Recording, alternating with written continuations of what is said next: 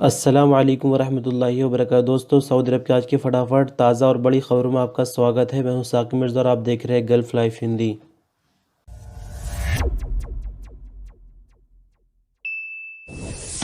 Saudi अरब के traffic department यानी मरोर ने गुमशुदा यानी खोए हुए लाइसेंस की नई कॉपी जारी करने का तरीका बताया है। हाजिर अखबार के मुताबिक ट्रैफिक विभाग ने अपने ट्विटर अकाउंट पर बताया कि अगर किसी सऊदी शहरी यहां पर रहने वाले गैर मुल्की का लाइसेंस गुम हो जाए तो उसे सबसे पहले पुलिस स्टेशन में जाकर रिपोर्ट दर्ज करानी होगी और ये बताना होगा कि ड्राइविंग लाइसेंस कब और कहां गुम हुआ है। ड्राइविंग लाइसेंस की नई कॉपी जारी करने की फीस जमा करानी होगी और ट्रैफिक जुर्माने भी अदा करने होंगे। फिर ड्राइविंग स्कूल में ट्रैफिक ऑफिस से संपर्क करके दूसरा ड्राइविंग लाइसेंस जारी कराने की एप्लीकेशन देनी होगी। सऊदी ट्रैफिक विभाग ने एक्सपायर ड्राइविंग लाइसेंस की वैलिडिटी बढ़ाने के लिए भी जानकारी दी है। इसके लिए ड्राइविंग लाइसेंस फीस और ट्रैफिक जुर्माने अदा करने होंगे, साथ ही मेडिकल रिपोर्ट भी दिखानी होगी। इसके अलावा ड्राइविंग स्कूल के ट्रैफिक सेक्शन से संपर्क करके लाइसेंस की वैलिडिटी बढ़ाने के लिए एप्लीकेशन दी जा सकती है। सऊदी अरब की जवाज़ात यानी पासपोर्ट डिपार्टमेंट के ट्विटर अकाउंट पर एक अजनबी की तरफ से सवाल किया गया है कि उसकी एग्जिट एंट्री वीज़ा 21 मई को ख़त्म हो रही, यानी छुट्टी उसकी 21 मई को ख़त्म हो जाएगी, तो क्या उस दिन वापसी सऊदी अरब में मुमकिन होगी। तो इस पर जवाज़ात की तरफ से जवाब दिया गया है कि छुट्टी ख़त्म होने से एक दिन पहले सऊदी अरब हाजिर होना होगा, क्योंकि कभी कभी कोई मुश्किल सामने आ जाती है जिसके चलते वीज़ा एक्सपायर हो सकती है।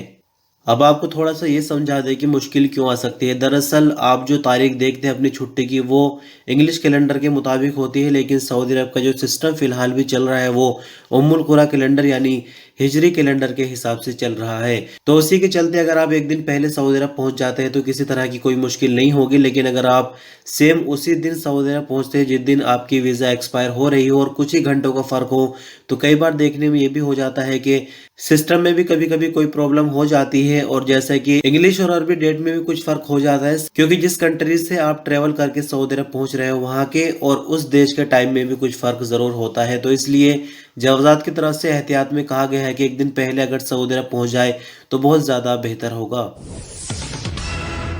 सऊदी अरब में किंग सऊद यूनिवर्सिटी रियाज में आईसीयू यूनिट के प्रोफेसर डॉक्टर नासिर तौफीक का कहना है कि कोविड-19 के बढ़ते हुए केसों के चलते रमज़ान के दौरान मस्जिदों में जमात के साथ नमाजें टेम्परेरी बंद करने का फैसला ठीक है। अल अखबार चैनल से बात करते हुए डॉक्टर नासिर तौफीक ने कहा कि उम्मीद है कि मस्जिदों में बाद जमात नमाजें टेम्परेरी बंद कर दी जाए, लेकिन हम ये नहीं चाहते कि लंबे अरसे तक लोगों को मस्जिदों में जाने से रोका जाए। डॉक्टर नासिर तौफीक ने लोगों से अपील की है कि वह कोरोना एसओपीज पर सख्ती से पाबंदी करे और हर इंसान अपनी जिम्मेदारी अदा करे, ताकि नई पाबंदियां हम पर गवर्नमेंट की तरफ से न लगाई जाए। उन्होंने आगे कहा कि वैक्सीन लेने वाले बिल्कुल लापरवाह न हो जाए, उनको भी एसओपीज की पाबंदी करते रहना जरूरी होगा, वरना तो वायरस का खतरा दोबारा से उनके ऊपर हावी हो सकता है। और जहां तक इस खबर में आपने सुना मस्जिद बंद होने की बात हो रही, तो ये अभी क्लियर बात नहीं है, यानी सिर्फ एक तरह का मशवरा डॉक्टर साहब की तरफ से दिया जा रहा है। गवर्नमेंट की तरफ से ऐसा कोई अभी आखिरी ऐलान नहीं किया गया। सऊदी अरब की हेल्थ मिनिस्ट्री का कहना है कि कोरोना से बचाव के लिए फाइजर वैक्सीन की दूसरी खुराक 6 हफ्ते के बाद दी जाती है। मिनिस्टर ऑफ हेल्थ से एक शख्स ने सवाल किया था जिसमें पूछा गया था कि फाइजर की दूसरी खुराक कब ली जाए। मिनिस्टर ऑफ हेल्थ ने आगे कहा कि पहले डोज लेने के 6 हफ्ते के बाद फाइजर बायोटेक की दूसरी खुराक ली जाती है, जिसका शेड्यूल पहली खुराक लेने के बाद जारी कर दिया जाता है। सवाल में आगे पूछा गया कि पहली खुराक लेने के 5 हफ्ते के बाद दूसरी खुराक का वक्त दिया गया है। इस पर मिनिस्टर ऑफ हेल्थ का कहना है कि दूसरी डोज लेने के लिए 5 से 6 हफ्ते का टाइम होता है और पहले से रजिस्टर्ड लोगों के अपॉइंटमेंट्स को देखते हुए नई अपॉइंटमेंट को थोड़ा सा आगे पीछे किया जाता है।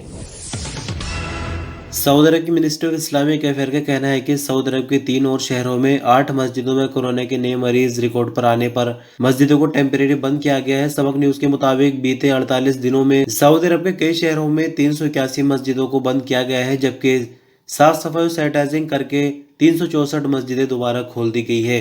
मिनिस्टर ऑफ इस्लामिक अफेयर का कहना है कि शनिवार को कसीम रीजन की 4 मस्जिदें, जबकि मक्का मुकर्रमा रीजन की 3 और अबहा रीजन की एक मस्जिद में कोरोना केसों की पुष्टि हुई थी।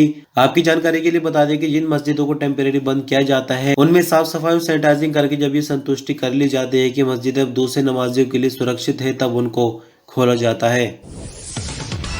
सऊदी अरब के मौसम विभाग का कहना है कि सऊदी अरब के कुछ इलाकों में तेज रेतीली हवा चलने का सिलसिला जारी रहेगा, जबकि टेम्परेचर में कमी होगी। आजिल अखबार के मुताबिक मौसम विभाग का कहना है कि रियाज, ईस्टर्न रीजन, असीर, अलबाहा, मक्का मुकर्रमा और मदीना मुनव्वरा में इतवार को भी तेज रेतीली हवाओं का सिलसिला जारी रहेगा। कुछ जगहों पर रेतीली हवाएं काफ़ी तेज होंगी, जिससे देखने में काफ़ी मुश्किल होगी, यानी विजिबिलिटी कम हो जाएगी। रिपोर्ट में आगे कहा गया है कि समुद्र तटीय इलाकों जैसे कि तबूक, मदीना मुनव्वरा और मक्का मुकर्रमा रीजन में तेज हवाएं चलने की उम्मीद है। टेम्परेचर के हवाले से जारी रिपोर्ट के मुताबिक इतवार को मक्का मुकर्रमा में सबसे ज्यादा टेम्परेचर 36 डिग्री, जबकि कम से कम 19 डिग्री सेल्सियस मदीना मुनव्वरा में ज्यादा 32 डिग्री और कम से कम 18 डिग्री सेल्सियस, रियाज में 26 और कम से कम 15 डिग्री सेल्सियस, जद्दा में 31 और कम से कम 23 डिग्री सेल्सियस रहने की उम्मीद है। सबसे कम टेम्परेचर अल करियात में रहने की उम्मीद है, जहां पारा ज्यादा 18 और कम से कम 1 डिग्री सेंटीग्रेड तक होगा। सऊदी अरब में शनिवार को कोरोना के नए मरीज 502 रिकॉर्ड पर आए हैं, जबकि नई रिकवरी 355 रिकॉर्ड की गई है। 6 नई मौत हुई, जिसके बाद कुल मरने वालों की तादाद 6,643 हो गई है। सऊदी अरब में एक्टिव केसों की तादाद फिलहाल बढ़कर 4,593 हो गई है, जिनमें से 635 क्रिटिकल केस हैं। 502 नए मरीज रिकॉर्ड पर आने के बाद कुल मरीजों की तादाद बढ़कर 3,87,794 हो गई, जबकि 355 नई रिकवरी रिकॉर्ड पर आने के बाद कुल ठीक होने वालों की तादाद 3,76,558 हो गई है। Saudi ministry of human resources की चेकिंग टीमों ने एक हफ्ते में लेबर लॉ की 2000 से ज्यादा, जबकि कोरोना एसओपीज के हवाले से कुछ 66 वायलेशन रिकॉर्ड की है।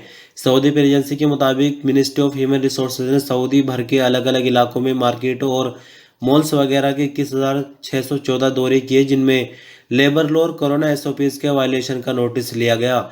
मिनिस्ट्री ऑफ ह्यूमन रिसोर्सेज की तरफ से कहा गया है कि चेकिंग टीमों ने 2000 से ज्यादा मॉल्स और दुकानों को नोटिस भी जारी किए हैं। मिनिस्ट्री को 1025 शिकायत मिली थी, जिनके लिए चेकिंग टीम बनाई गई और मार्केटों के दौरे किए। जहां कहीं पर संगीन वायलेशन देखे गए, वहां पर फौरन नोटिस लिया गया। मिनिस्ट्री की तरफ से फिर से कहा गया है कि सऊदी अरब की मार्केटों में चेकिंग के दौरे जारी रहेंगे, ताकि कानून के साथ खिलवाड़ करने वालों के खिलाफ कानूनी कार्रवाई की जा सके। मिनिस्ट्री का कहना है कि 19911 टोल फ्री नंबर है, जिसको इस्तेमाल करते हुए हम लोग अपनी शिकायत दर्ज करा सकते हैं। Saudi Arabian women's open fencing tournament में 2 सऊदी लड़कियों लेन अल फौजान और हबीबा तंतावी ने गोल्ड मेडल जीत लिया है। सब अखबार के मुताबिक दम्माम के प्रिंस सऊद बिन जलवी स्पोर्ट्स सिटी में होने वाले टूर्नामेंट में 52 सऊदी लड़कियां हिस्सा ले रही हैं। 15 साल से कम उम्र के खिलाड़ियों के मुकाबले में गोल्ड मेडल जीतने वाली लड़कियों के अलावा अम्मार और नादीन तंतावी ने तीसरी और चौथी पोजीशन हासिल की है। मुकाबलों में अच्छी पोजीशन लेने वाली 15 साल से कम उम्र की लड़कियों में मोजी अल रशीद, रज़ान यमानी और शौक अल खमीस भी शामिल है। आपकी जानकारी के लिए बता दें कि Saudi Arabian women's open fencing tournament Dammam में जारी है। इंटरनेशनल अर्थ आवर के तहत बल्दिया मक्का मुकर्रमा ने भी 1 घंटे के लिए म्यूनिसिपैलिटी की लाइट्स बंद करके इस प्रोग्राम में हिस्सा लिया है। सब अखबार के मुताबिक शनिवार 27 मार्च को इंटरनेशनल लेवल पर एनवायरनमेंट के प्रोटेक्शन के लिए अर्थ आवर मनाया जाता है। इस हवाले से मक्का मुकर्रमा बल्दिया के स्पोकमैन राद अल शरीफ ने कहा कि बल्दिया के सेंट्रल ऑफिस की सभी लाइटें 1 घंटे के लिए बंद की गई, जो रात 8:30 से 9:30 तक बंद रहीं। बल्दिया के सेंट्रल ऑफिस के अलावा रीजनल ऑफिस में भी इंटरनेशनल अर्थ आवर मनाते हुए लाइट्स 1 घंटे के लिए बंद की गई।